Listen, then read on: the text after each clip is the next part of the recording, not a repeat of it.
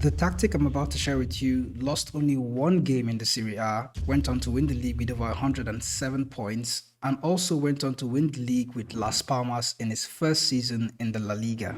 It's a powerful system, one of the best I've seen on FM24. It was created by Vujovic and he shared the tactic with me a while ago. And in this video, I'm going to share it with you and show you all the player instructions, team instructions, that you need to actually recreate this tactic for yourself. I'm also going to attach a link in the description in case you want to download the tactic manually. So if you're new to the channel, remember to hit the subscribe button so you can get notified when more tactic videos like this do come out. Vujovic went on to use one of my favorite styles in Football Manager, which is a backdoor system with two attacking midfielders. For a super keeper here, he goes for the super keeper playing on defend, and he also asks the super keeper to tackle harder. And if you look at the back three has two ball playing defenders on either side of a central defender that is playing on cover duty. The ball-playing defenders have similar instructions. They have been asked to dribble more, close down more, and tackle harder.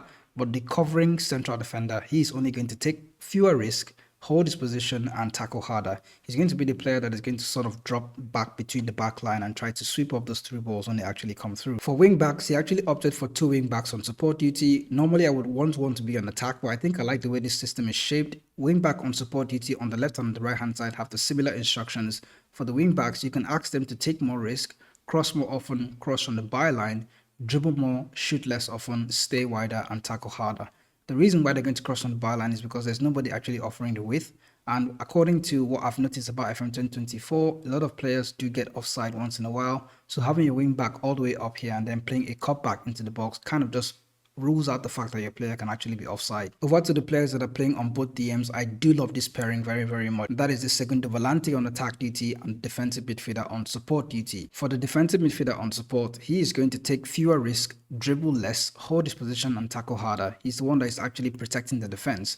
If you look at the segundo volante on attack duty, he has a lot more freedom because of the roles that has been selected for the defensive midfielder on support. Segundo volante is going to take more risk, dribble more, move into channel, get a lot ahead, and also tackle harder. Ahead of the defensive pairing is the attacking pairing. We have a shadow striker on attack, one of my favorite roles this year as well, and an attacking midfielder on attack. The attacking midfielder is going to be taking more risk, crossing more often. He's going to also get into the flank and try to offer, like, operate in the half spaces kind of. He's going to dribble a lot more, roam from his position, move into channels, and then tackle harder. Beside him is the shadow striker on attack. He is only going to cross more often, roam from position, and tackle harder. Ahead of them, you have an advanced forward on attack duty, and the advanced forward has no instructions assigned to him. He's only going to move into channel, but that is a default instruction for the advanced forward. Vujovic did a very good job on this tactic. I actually loved it so much. The fact that he has a balanced mentality is quite good. And if you look at the team instructions, they're quite suited to this style of play. Starting from the out of possession instructions, then we can see that the team is playing with a much higher defensive line. The objective here is to try and compress the pitch as much as possible and have the middle third here. Normally, sometimes I would like to play with a mid block and a high defensive line, but what Vujovic has done here is to compress the pitch higher up the pitch. So the high press with a much higher defensive line does the same job, just that it's doing it higher up the pitch. The trigger press here is going to be much more often. They're also going to prevent the short goalkeeper distribution. The much more often trigger press works here because we have a shadow striker on attack duty. Shadow striker tends to press a lot of defenders, and I do like that role for that. They're also going to get stuck in. You notice that all the players have tackle harder instruction, so adding it as a team instruction as well might just, in a way, it's just taking it overboard, but I think it works well. It doesn't matter, your players are going to be more aggressive and try to get the ball back quickly. Looking at the in transition phase, the team is going to counter press and counter, and the goalkeeper is also going to distribute the ball quickly. But in this sense, he's going to roll it out to the centre backs. Usually because centre backs are the closest person to him, there's no playmaker in sight, so he's usually going to just be the back three, or sometimes maybe the wing backs if they get close enough. When the team is in possession, then this is what's going to happen. They're going to play with a fairly narrow width. Well, not too narrow, because I know we have a lot of players in the central areas, but having the players play on fairly narrow just allows you to just funnel the ball into the regions where you can actually break the team down. Looking at the approach play, the team is going to pass into space.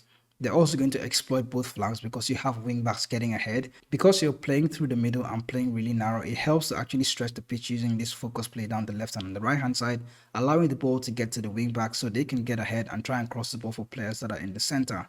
Passing directness is set to shorter and higher tempo.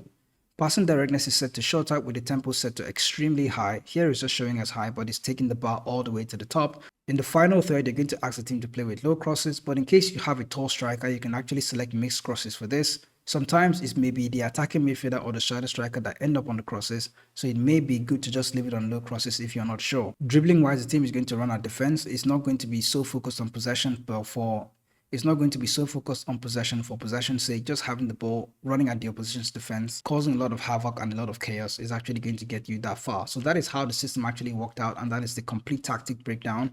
You can look at the mentality being balanced. I think in some games you can actually go for attacking mentality, but I'll be very honest with you, I like the balanced mentality of this team. If you like this video, for more tactic videos like this, do well to hit the like button and also subscribe to the channel so you can get notified when more tactic videos like this to come out. I will go on to share more tactics like this as we have a long way to go in Football Manager waiting for the next FM game.